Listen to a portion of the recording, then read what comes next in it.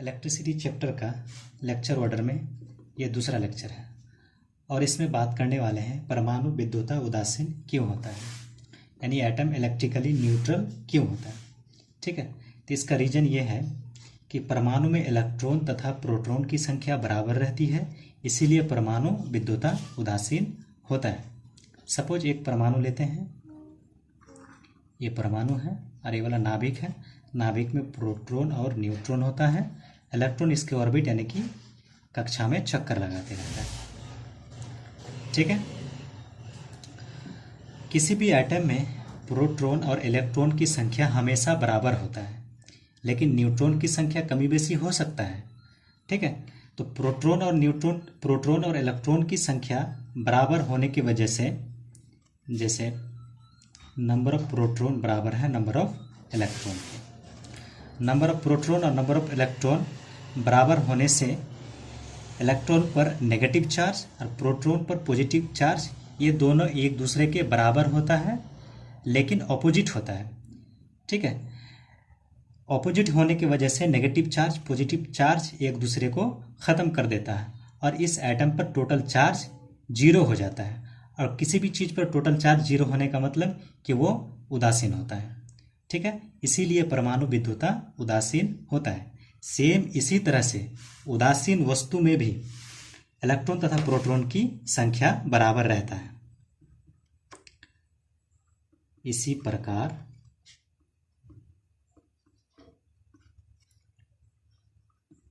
उदासीन वस्तु में इलेक्ट्रॉन तथा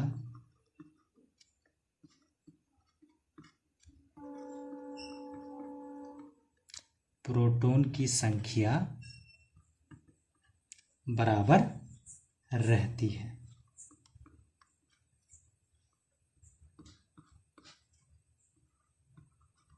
ठीक है, जैसे सपोज करते हैं ये कोई वस्तु है, ये इसमें जितना प्रोटॉन की संख्या है उतना ही इलेक्ट्रॉन की संख्या है।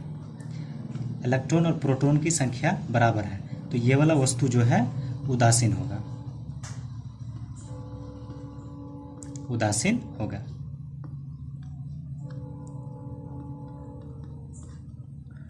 ठीक है, अगर किसी वस्तु में इलेक्ट्रॉन की संख्या और प्रोटॉन की संख्या बराबर नहीं है तो क्या होगा। अगर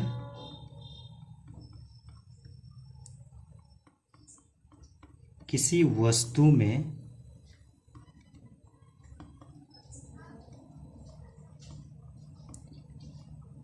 इलेक्ट्रॉन की संख्या तथा प्रोटॉन की संख्या बराबर नहीं है,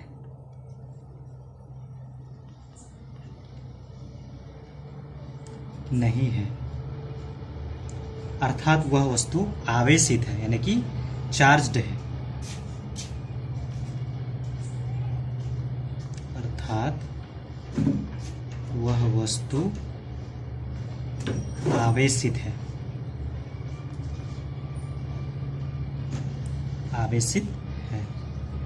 यानी कि चार्ज्ड है। तो इलेक्ट्रॉन तथा प्रोटॉन की संख्या बराबर नहीं होगा तो वह वस्तु आवेशित होगा यानी कि चार्ज्ड होगा। तो किस तरह का आवेशित होगा उसको थोड़ा देखते हैं। सपोज दो वस्तु लेते हैं, पहला वस्तु है ए, दूसरा वस्तु है बी। पहला वस्तु में नंबर ऑफ इलेक्ट्रॉन जो है ज़्यादा है नंबर ऑफ प्रोटॉन से, और दूसरा वस्तु में नंबर ऑफ प्रोटॉन ज़्यादा है नंबर ऑफ इलेक्ट्रॉन से। ठीक है, तो इस वस्तु में नंबर ऑफ इलेक्ट्रॉन ज़्यादा है नंबर ऑफ प्रोटॉन से, और इलेक्ट्रॉन पर नेगेटिव चार्ज होता है और प्रोटॉन पर पॉजिटिव चार्ज होता है। तो इस वस्तु में जो है नेगेटिव चार्ज पॉजिटिव चार्ज से ज़्यादा है, इसीलिए ये वाला वस्तु जो है ऋण आवेशित होगा यानी कि नेगेटिव चार्ज्ड होगा, ऋण आवेशित होगा। सेम इसी तरह से ये वाला वस्तु में नंबर ऑफ प्रोटॉन ज़्यादा है नंबर ऑफ इलेक्ट्रॉन से, और इलेक्ट्रॉन पर नेगेटिव चार्ज और प्रोटॉन पर पॉजिटिव चार्ज होता है। तो पॉजिटिव चार्ज जो है नेगेटिव चार्ज से ज्यादा है, इसीलिए ये वाला वस्तु हो जाएगा धन आवेशित।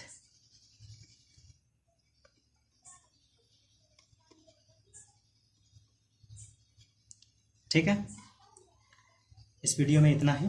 Thank you.